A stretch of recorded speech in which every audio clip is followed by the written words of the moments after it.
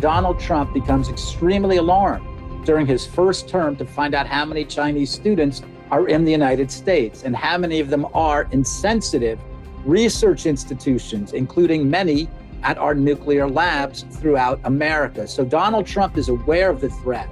Donald Trump does not want to have Chinese graduate students spying on Americans through our research institutions. From an isolated, volatile nation to one of the world's great economic powers, the rise of China seems improbable. How does a communist regime that brutalizes its own people become a darling of American elites who protect it over the very American workers they claim to support? Investigative journalist and best-selling author Lee Smith breaks down the sordid history of the China-U.S. relationship and how President Trump is setting things right in his new book, The China Matrix, the epic story of how Donald Trump shattered a deadly pact. Lee, always great to see you. Congrats on the book. It's revealing. In parts, it's infuriating, and we need to know how our elites, we're talking Silicon Valley, Wall Street, et cetera, have emboldened this communist regime in Beijing. Lee, talk a bit more about that. How, look, our elite class has been literally in bed with the Chi-coms in Beijing for decades. Yeah, it's very shocking, Eric, and it goes back to the very beginning. Because a lot of the people, a lot of the way Americans have described this relationship, Washington policymakers, when they've been most skeptical, they've said, well, of course, it sort of got off the tracks, but it started in a very important way when Richard Nixon and Henry Kissinger opened up to China in 1972, and it was very important. No, as it turns out, that was a very bad moment for Americans to reach out to a very damaged and sick and sickening Chinese Communist Party.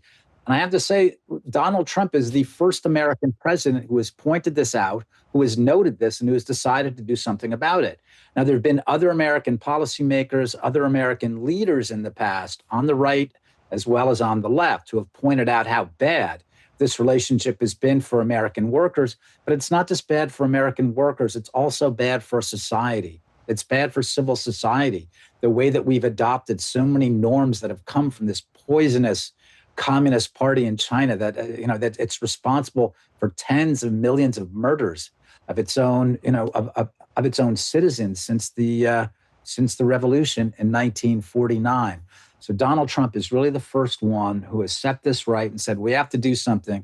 We cannot continue to tie our fate to that of this Communist Party. Yeah, Lee, I want to talk more about how President Trump is holding that regime in Beijing accountable, but why are the elites, American elites, business elites in particular, why are they so attracted to communist China? Why do they want to invest in Chinese companies?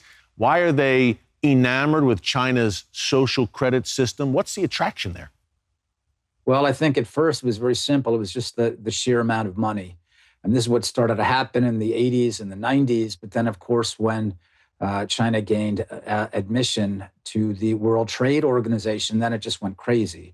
So starting in the 2000s, if you look at our trade deficit with China, it's absolutely obscene. It's hundreds of millions of dollars a year.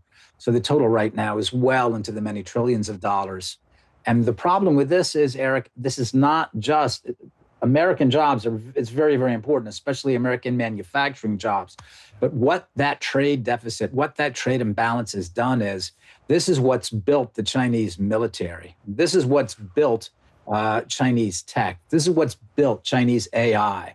This is what's built the missile systems that are pointed at American cities, right? Because our elites decided that it was much better for them, much more profitable for them to manufacture goods and to sell them back, to export them back to the United States, that they made so much money from that, that's what they decided was the good thing. And unfortunately, there were so few people who were looking out for American national interest, who were looking at for the interest of American workers, who were looking at just for the interest of ordinary Americans, when they should have understood that they were basically handing a dagger that would be held to the knife of America by the Chinese Communist Party. Yeah, and plunge into the back of the American worker. Lee, it's A disgusting betrayal. It's much more than a sellout, and you lay it out in your great book, The China Matrix, folks. You can pick it up right now, Amazon.com, wherever books are sold. Leader after leader pretty much allowed this system to continue where we have massive deficits to China, as you just laid out. What makes Donald Trump different? He's the first one, as you said, Lee, who has called it out and said, no more, enough is enough. Donald Trump, long before he became president, Donald Trump was worried about trade imbalances. At first it was Japan, and this was in the 80s. But then as the problem became China, Donald Trump started talking about that too. And if you look at his 2000 book, The America We Deserve, he starts talking about China there. And he talks about, crucially, he talks about the trade imbalance, which is a very big deal. But there's something else too. He talks about the nature of the Chinese Communist Party. He said, look, the way that they treat their own people is a big deal. And it partly has to do with human rights, but it has something to do with how they will treat us too. They show absolute contempt for our system, for our values. And what does that tell us about how they'll treat us? So Donald Trump has had very good insight into the nature of this regime for a quarter of a century now. So it's not surprising that he would finally be the one who said, enough, we can't go on with this any longer. Lee, about 40 seconds until the break, then we will bring you right back. What is Xi Jinping and the regime in Beijing? What is their view and response to President Trump? Well, I mean, they know right now that Donald Trump, they've known this since the first term. They've known it since the first term that Donald Trump does not trust Xi. He does not trust the regime. Look at what happened. There was COVID. And by the way, I have a wonderful interview with President Trump in the book. And the president is very forthright talking about the threat of China and talking about why he lost faith in Xi Jinping. So there's COVID. There's the rejection of the comprehensive trade deal that the Trump administration won in the first term. And then there's the fact that the Chinese have fulfilled only a fraction of the obligations laid out in the phase one trade deal from January 30th, 2020. With communist China, Lee, I think of Chinagate under Bill Clinton, that whole scandal. Yeah. I think of Joe Biden, of course, his ties to China, and Hunter Biden as well, members of Congress. Lay that out for us a bit. I think it may shock some people, the extent of those relationships. Well, Eric, thanks for starting off with Chinagate, because I found some things there that were sort of left on the table previously. I think a lot of people don't understand that Bill Clinton was targeted by a Chinese espionage campaign. So when we talk about the amount of money that was put into the DNC campaign funds, a lot of that money went right into the Clinton campaign, and it came from Chinese intelligence officials. So that's a very important thing to keep in mind. And he was targeted as part of China's subnational campaign when he was governor of Arkansas. So I go into some detail on that. I really show what happened during Chinagate.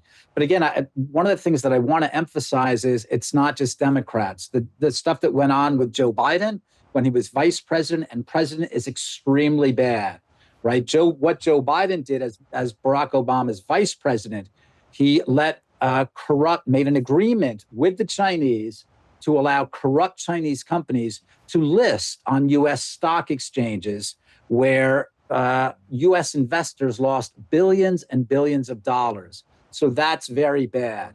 But remember, it's Republicans as well. It's a Republican administration that first set this relationship in motion, and that was Richard Nixon, George H.W. Bush, George W. Bush. And then one of the real bad guys during this whole relationship was George W. Bush's Treasury Secretary, Henry Paulson. So it's a bipartisan issue. It's been going on in Washington for 50 years. And that's what really needs to be emphasized. It's been both parties. And the other part that needs to be emphasized is it's really Donald Trump who has worked to break us out of this terrible pact with the Chinese Communist Party. Lee, great points. And two things as I'm reading the book, I'm thinking, number one, many of these people, our elites, political business elites, are compromised. And number two, thank God for President Trump, needless to say. Hey, the universities, hotbeds of radicalism, which you've documented, anti-Israel, anti-American, anti-Semitic incitement happening on a regular basis at our elite universities. But what about China, Lee? How does the regime in Beijing have its claws in the American university?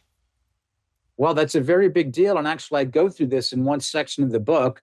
A lot of people I know were very concerned when Donald Trump, a couple of months ago now, was talking about 600,000 Chinese students in our system. Well, it's actually the number per year is about 300,000. But there's an important section in my book where Donald Trump becomes extremely alarmed during his first term to find out how many Chinese students are in the United States and how many of them are in sensitive research institutions, including many at our nuclear labs throughout America. So Donald Trump is aware of the threat. Donald Trump does not want to have Chinese graduate students spying on Americans through our research institutions. But that's a very big deal. And look at how much money the Chinese contribute to various universities as well. It's not just through the full tuition that their students pay. It's also they're paying to have access to other parts of our sensitive information, in some cases classified information at American universities. Yeah, and President Trump is trying to clean up that Chinese web of espionage that's been going on for decades, Lee. Hey, peace through strength. We talk about it a lot here on the show. President Trump's a big believer in it, of course. You talked in the last segment about China's military buildup, nuclear buildup, AI. How important is President Trump's peace through strength approach in dealing with a very aspirational regime in China right now, with really aspirations not only of regional hegemony, but global domination ultimately? Well, Eric, I think in this respect, I think if we go back to the strikes on Iran's nuclear facilities, that's a very big deal for a number of reasons. First of all, because Iran is China's chief asset in the Middle East. So that's one very important thing. To basically cripple one of China's regional assets, that's a big deal. Second of all, the fact that Donald Trump was not afraid to show force, right? Donald Trump goes out there, says, look, we want to negotiate this. We want to do this peacefully. But if we can't do it peacefully, we'll do it the other way instead. And so when Donald Trump talks about negotiating with the Chinese understand that there is something standing behind this too. It's not just that Donald Trump is going to go out there and talk and just let these talks be used against American national security.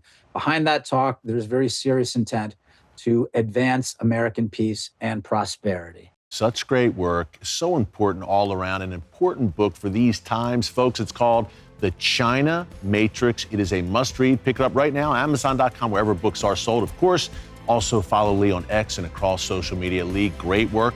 We'll see you again soon, my friend. God bless. Stakelbeck Tonight, my all-new nightly series on current events through a bold biblical lens. Make sure you hit the subscribe button so you never miss an upload, and tap the bell icon so you're notified every time a new video is posted. And don't forget to share your thoughts, insights, and comments below. Thanks for watching, and God bless.